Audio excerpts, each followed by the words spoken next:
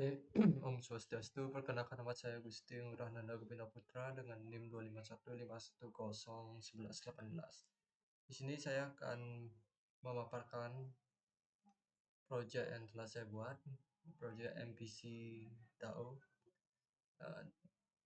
Di bagian DAO, di bagian controllernya sendiri saya sudah menerapkan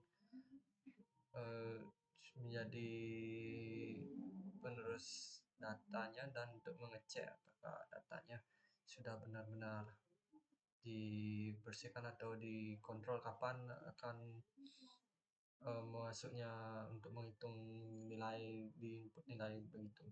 Nah, yang pertama di controller saya membuat trim dan uppercase. Nah, trim dan uppercase ini bertujuan untuk membersihkan data mentah dari user secara otomatis dalam database untuk merapikan tabelnya.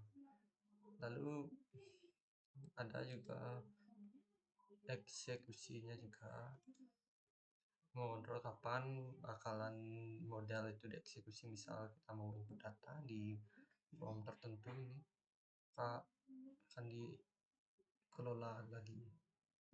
Lalu untuk lecture controller sama, dan controllernya juga sama, namun di KS controller ini ada sedikit perbedaan.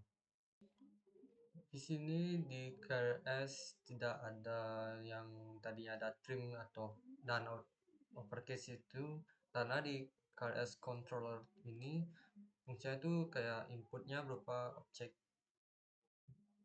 nyata. Jadi bukan teks mentah dari form yang lainnya seperti form course, lecture gitu. Nah, fokusnya ini juga untuk merapikan teks. Fokusnya itu bukan mengelola data, mengelola angka yang saat kita input di input nilainya. Misal kita input nilai kita, maka akan dikelola dengan logic dan ini juga begitu. Nah, kenapa di KS controller ini tidak ada fungsi seperti create, update itu? Karena dalam sistem ini saya menerapkan nilai yang sudah diinput ke dalam KS itu tidak boleh sembarang diupdate atau di delete lewat form biasa seperti form input nilai ini. Jadi mendelete itu bisa lewat Excel mungkin atau software yang lainnya gitu. Jadi dalam forum KS controller ini hanya cuman bisa buat nge-create dan insert saja. Misal kalau nge-create kolom itu lalu menginsert nilainya ke kolom-kolom tertentu. Nah, di sini saya juga akan menjelaskan mengapa NetBeans dan SQL bisa saling konektivitas. Yang pertama, saya membuat DB connection ini dengan localhost masing-masing IP dan masing-masing password juga. Lalu bagaimana NetBeans sendiri bisa terhubung ke MySQL juga. Nah, saat ada metode yang seperti create ini, itu bakalan menjalankan perintah untuk dipanggil. Lalu NetBeans mengambil data yang sudah ada dalam objek Java. Lalu DAO kemudian membuka konektivitasnya, dan DAO pun juga menyiapkan seperti insert into seperti ini. Jadi kita mau input data itu, DAO-nya itu sudah sedia untuk menginput data yang kita input ke dalam database tersebut. Selanjutnya, bagaimana data dari database dapat dibawa ke NetBeans. Ini menindaklanjuti proses get atau load data. Nah, terdapat juga perintah untuk men-select, ya, seperti select from lectures. Jadi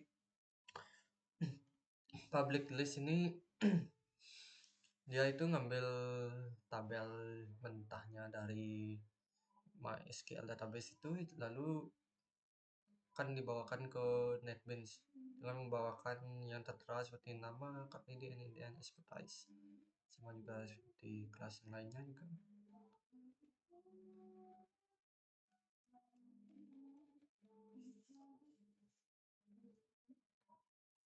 Kecuali di KSDAO, nah saya ingin membuatnya single saja, jadi tidak ada, hanya untuk input datanya saja, tidak menampilkan datanya kembali ke NetBeans. Jadi data yang telah kita input maka akan disimpan di MySQL dan akan dikelola di sana. Jadi kita tidak bisa mengedit dan mendelete di formnya gitu.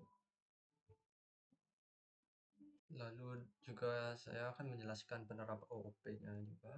Penerapan OOP bisa ini, yang pertama ada pewarisan yang mewarisi nama dan ID card student dan lecturer tersebut.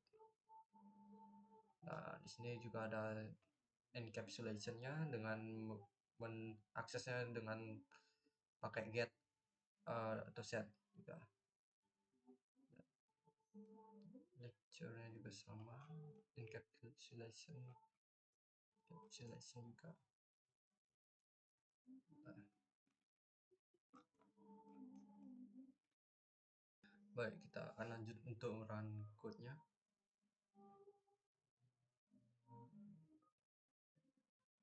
Tampilan pertama akan muncul dashboard, lalu kita ke mahasiswanya dulu.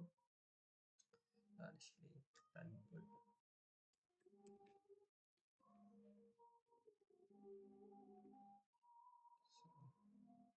Data berhasil disimpan. Untuk mencarinya juga seperti sama. Lalu untuk delete-nya juga bisa.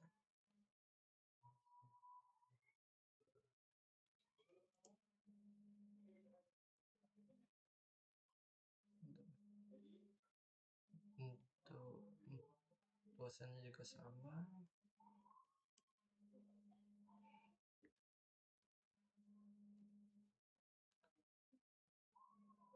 Simpan.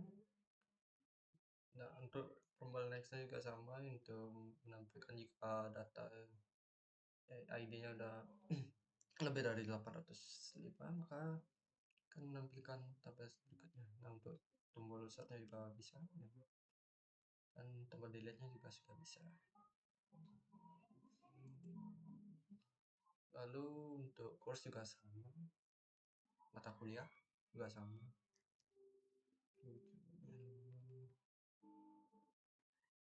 Oh, di sini saya menerapkan juga, jika kita input huruf maka akan memunculkan tombol peringatan SKS atau semester tersangka.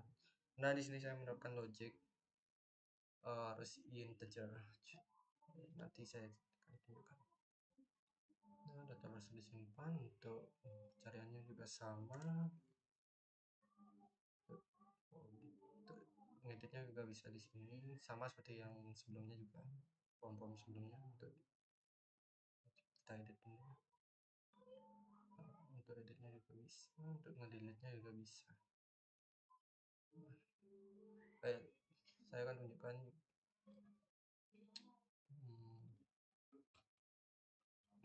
yang pertama di student. Nah, di sini akan JSON data hasil disimpan, ini akan menunjukkan peringatan yang tadi, notifikasi peringatan bahwa data berhasil disimpan. Itu untuk memanggil. Nah, ini juga sama, ini untuk menampilkan get text yang dibawa dari controller ini, untuk menampilkan juga, karena di controller sudah menerapkan logic listnya itu, jadi di sini akan menampilkan listnya yang tertuju di Outlook tuh. Nah, ini juga sama. Untuk lecture-nya juga sama.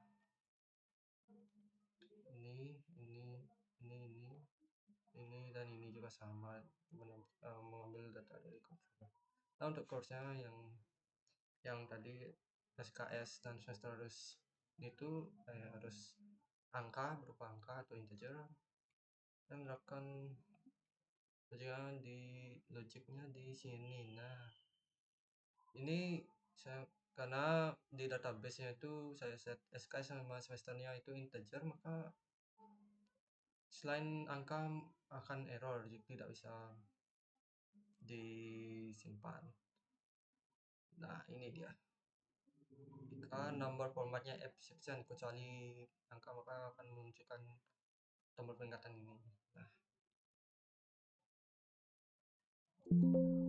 lalu kita lanjut ke run input nilainya. Nah, input nilainya KS. Nah, di sini ini data-data yang telah ditampung, berarti bukan data mentah yang kita input lagi seperti sebelumnya di lecture course dan lain ya, student itu. Di sini kita bisa input nilainya, pilih nah sudah itu.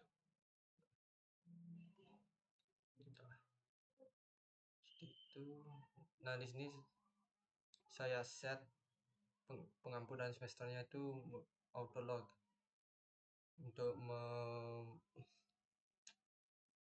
agar tidak ada kesalahan dalam penginputannya. Nah, logiknya itu saya menerapkan seperti ini.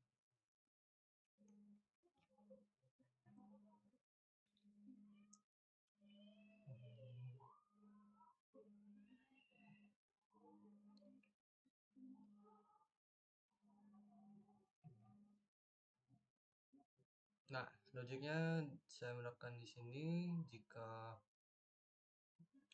course-nya ini sudah ditambahkan, maka SKS-nya bakalan auto log dengan menerapkan combo box enable ke false. Jadi setelah kita